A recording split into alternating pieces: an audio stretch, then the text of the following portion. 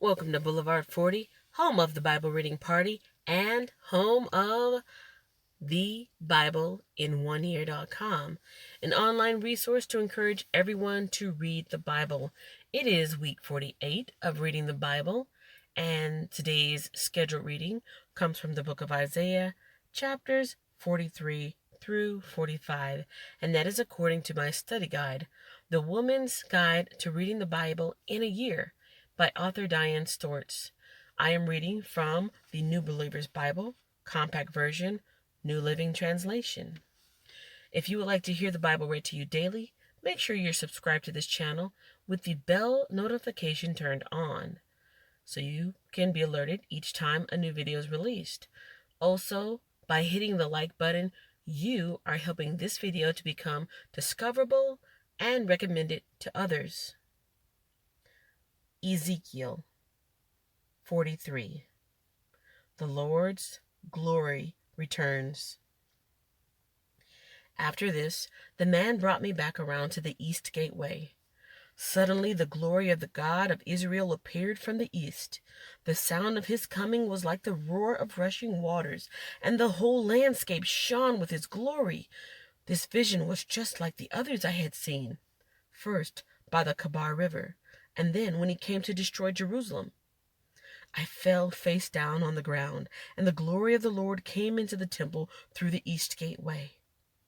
Then the Spirit took me up and brought me into the inner courtyard, and the glory of the Lord filled the temple. And I heard someone speaking to me from within the temple, while the man who had been measuring stood beside me.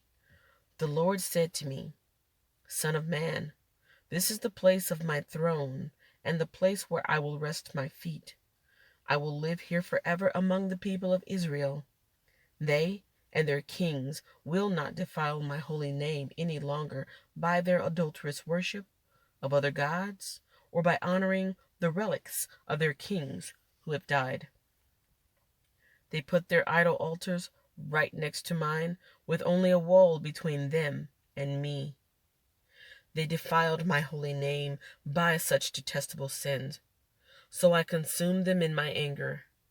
Now let them stop worshiping other gods and honoring the relics of their kings, and I will live among them forever.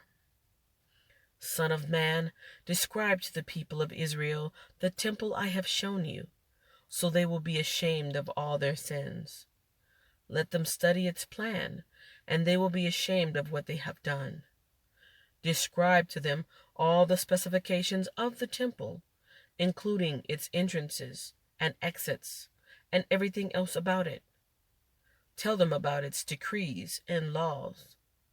Write down all these specifications and decrees as they watch, so they will be sure to remember and follow them. And this is the basic law of the temple: absolute holiness. The entire top of the mountain where the temple is built is holy. Yes, this is the basic law of the temple. The altar. These are the measurements of the altar.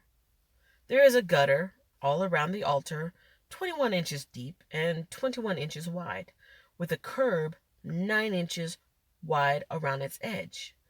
And this is the height of the altar. From the gutter, the altar rises 3.5 feet to a lower ledge that surrounds the altar and is 21 inches wide. From the lower ledge, the altar rises 7 feet to the upper ledge that is also 21 inches wide. The top of the altar, the hearth, rises another 7 feet higher, with a horn rising up from each of the 4 corners.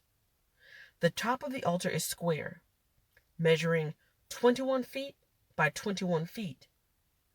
The upper ledge also forms a square, measuring 24.5 feet by 24.5 feet, with a 21-inch gutter and a 10.5-inch curb all around the edge. There are steps going up the east side of the altar. Then he said to me, "Son of man, this is what the sovereign Lord says. These will be the regulations for the burning of offerings and the sprinkling of blood when the altar is built. At that time, the Levitical priests of the family of Zadok, who minister before me, are to be given a young bull for a sin offering, says the sovereign Lord. You will take some of its blood and smear it on the four corners of the altar, the four corners of the upper ledge, and the curb that runs around that ledge. This will cleanse and make atonement for the altar. Then take the young bull for the sin offering and burn it at the appointed place outside the temple area. On the second day, sacrifice as a sin offering a young male goat that has no physical defects. Then cleanse and make atonement for the altar again, just as you did with the young bull. When you have finished the cleansing ceremony, offer another young bull that has no defects, and a perfect ram from the flock. You are to present them to the Lord, and the priests are to sprinkle salt on them and offer them as a burnt offering to the Lord. Every day, for 7 days, a male goat, a young bull, and a ram from the flock will be sacrificed as a sin offering. None of these animals may have physical defects of any kind. Do this each day for 7 days to cleanse and make atonement for the altar, thus setting it apart for holy use. On the 8th day, and on each day afterward, the priests will sacrifice on the altar the burnt offerings and peace offerings of the people. Then I will accept you. I, the sovereign Lord, have spoken. Chapter 44. The Prince, Levites, and Priests. Then the man brought me back to the east gateway, in the outer wall of the temple area, but it was closed. And the Lord said to me, "This gate must remain closed. It will never again be opened. No one will ever open it and pass through, for the Lord, the God of Israel, has entered here. Therefore it must always remain shut. Only the prince himself may sit inside this gateway to feast in the Lord's presence, but he may come and go only through the entry room of the gateway." Then the man brought me through the north gateway to the front of the temple. I looked and saw that the glory of the Lord filled the temple of the Lord, and I fell face down on the ground. And the Lord said to me, "Son of man, take careful notice. Use your eyes and ears and listen to everything I tell you about the regulations concerning the Lord's temple. Take careful note of the procedures for using the temple's entrances and exits. And give these rebels, the people of Israel, this message from the sovereign Lord. O people of Israel, enough of your detestable sins. You have brought uncircumcised foreigners into my sanctuary, people who have no heart for God. In this way you defiled my temple, even as you offered me my food, the fat and blood of sacrifices. In addition to all your other detestable sins, you have broken my covenant. Instead of safeguarding my sacred rituals, you have hired foreigners to take charge of my sanctuary. So this is what the sovereign Lord says. No foreigners, including those who live among the people of Israel, will enter my sanctuary if they have not been circumcised and have not surrendered themselves to the Lord. And the men of the tribe of Levi, who abandoned me when Israel strayed away from me to worship idols, must bear the consequences of their unfaithfulness. They may still be temple guards and gatekeepers, and they may slaughter the animals brought for burnt offerings and be present to help the people. But they encouraged my people to worship idols, causing Israel to fall into deep sin. So I have taken a solemn oath that they must bear the consequences for their sins, says the sovereign Lord. They may not approach me to minister as priests. They may not touch any of my holy things or the holy offerings, for they must bear the shame of all the detestable sins they have committed. They are to serve as temple caretakers, taking charge of the maintenance work and performing general duties. However, the Levitical priests of the family of Zadok continued to minister faithfully in the temple when Israel abandoned me for idols. These men will serve as my ministers. They will stand in my presence and offer the fat and blood of the sacrifices, says the sovereign Lord. They alone will enter my sanctuary and approach my table to serve me. They will fulfill all my requirements. When they enter the gateway to the inner courtyard, they must wear only linen clothing. They must not wear wool while on duty in the inner courtyard or in the temple itself. They must wear linen turbans and linen undergarments. They must not wear anything that would cause them to perspire. When they return to the outer courtyard where the people are, they must take off the clothes they wear while ministering to me. They must leave them in the sacred rooms and put on other clothes so they do not endanger anyone by transmitting holiness to them through this clothing. They must neither shave their heads nor let their hair grow too long. Instead, they must trim it regularly. The priest must not drink wine before entering the inner courtyard. They may choose their wives only from among the virgins of Israel or the widows of the priests. They may not marry other widows or divorced women. They will teach my people the difference between what is holy and what is common, what is ceremonially clean and unclean. They will serve as judges to resolve any disagreements among my people. Their decisions must be based on my regulations, and the priests themselves must obey my instructions and decrees at all the sacred festivals, and see to it that the Sabbaths are set apart as holy days.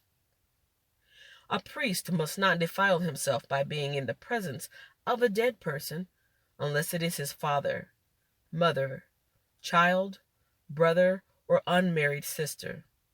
In such cases it is permitted. Even then, he can return to his temple duties only after being ceremonially cleansed and then waiting for 7 days.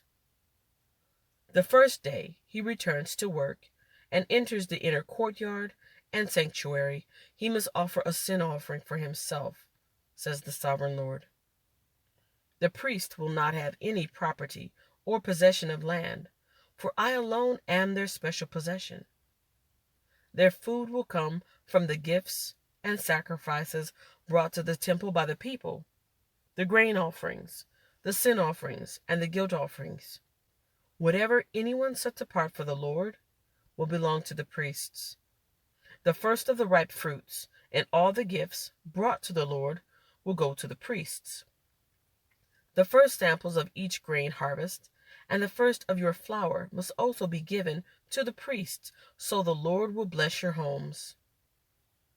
The priests may not eat meat from any bird or animal that dies a natural death, or that dies after being attacked by another animal. Chapter 45. Division of the Land. When you divide the land among the tribes of Israel, you must set aside a section for the Lord as his holy portion.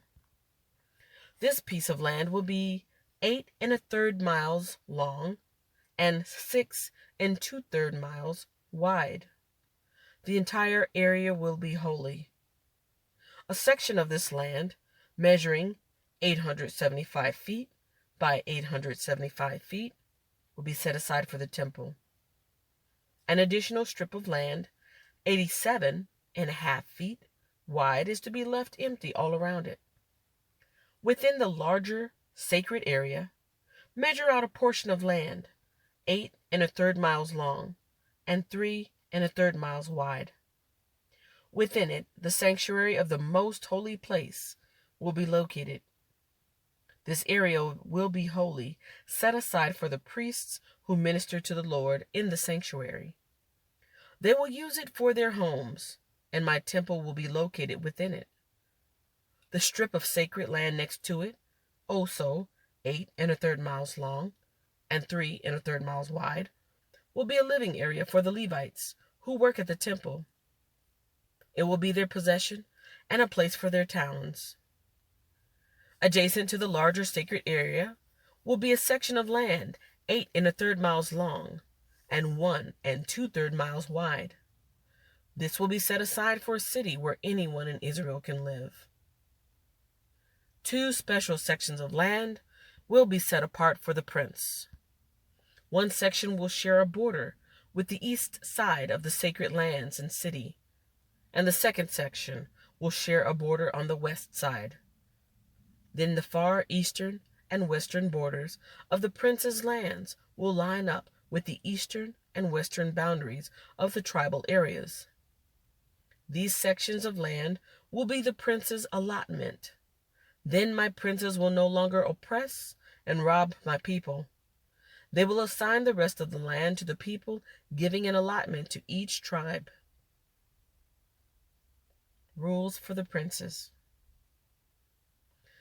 For this is what the sovereign Lord says: Enough, you princes of Israel! Stop your violence and oppression and do what is just and right. Quit robbing and cheating my people out of their land. Stop expelling them from their homes, says the sovereign Lord. Use only honest weights and scales and honest measures, both dry and liquid. The homer will be your standard unit for measuring volume. The ephah and the bath will each measure 1/10 of a homer. The standard unit for weight will be the silver shekel. 1 shekel will consist of 20 gerahs, and 60 shekels will be equal to 1 mina. Special offerings and celebrations. You must give this tax to the prince: 1 bushel of wheat or barley for every 60 you harvest, 1% of your olive oil, and 1 sheep or goat for every 200 in your flocks in Israel. These will be the grain offerings, burnt offerings, and peace offerings that will make atonement for the people who bring them, says the sovereign Lord. All the people of Israel must join in the bringing these offerings to the prince.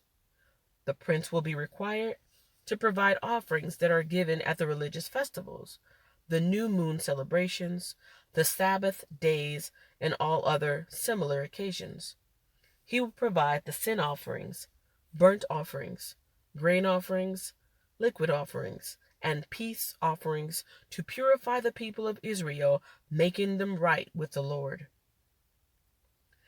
This is what the sovereign Lord says: In early spring, on the first day of each new year, sacrifice a young bull with no defects to purify the temple.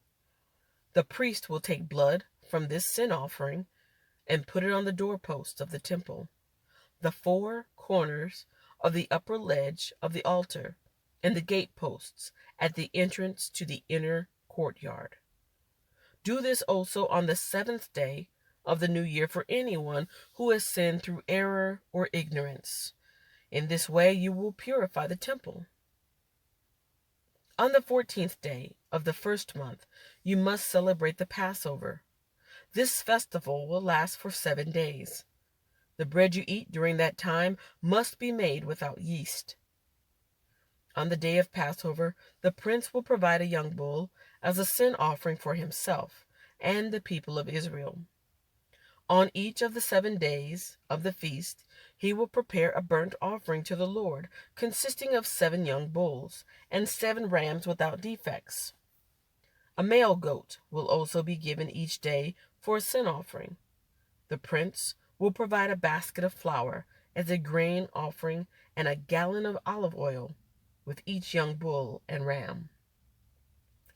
During the 7 days of the Festival of Shelters, which occurs every year in early autumn, the prince will provide these same sacrifices for the sin offering, the burnt offering, and the grain offering, along with the required olive oil. This concludes today's reading. If you enjoyed it, share it with someone else who would appreciate it. Don't forget to check out the description box below, which contains bonus information such as the link to the website, the Bible that I'm reading from, the study guide I'm using, and some helpful YouTube channels to supplement your study of the Bible. I look forward to responding to your comments and feedbacks in the comments section, and I thank you for listening to today's reading. I hope to see you in the next video.